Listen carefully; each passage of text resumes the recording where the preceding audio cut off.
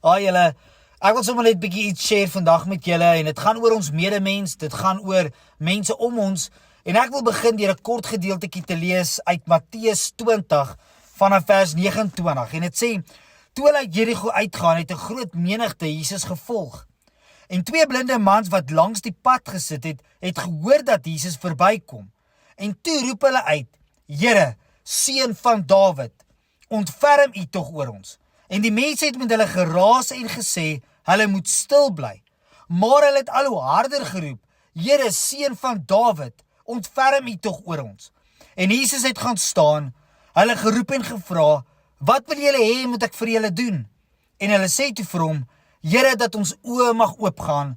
En Jesus het hulle innig jammer gekry en hulle oë aangeraak.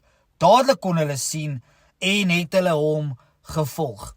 Nou ek wil hê julle moet sien dat tussen Jesus en die skare se reaksie om hierdie twee mense wat om hulp geroep het. Die mense het gesê, bly stil.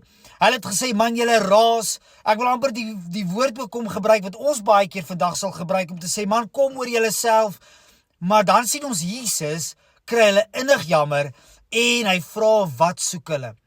En so belangrik vir jou en my, wat kind van God is, mag ons omsien na ander om ons. Mag ons wanneer hulle hulp geroep het, mag ons hulle bemoedig, mag ons hulle aanspoor, mag ons vir hulle bid, mag ons nie die soort wees wat sê, man, bly stil, kom oor jouself, sort jouself uit nie, maar mag ons hulle innig jammer kry en hulle ook ophelp. In Galasiërs 6 vers 2 lees ons, dra mekaar se laste en gee op die manier uitvoering aan die wet van Christus. En so ook in Romeine 15 lees ons wat sterk is, behoort die swakhede van die wat nie sterk is nie te dra. En nie net aan onsself te dink nie, maar laat elkeen van ons sy naaste tot voordeel wees tot opbouing.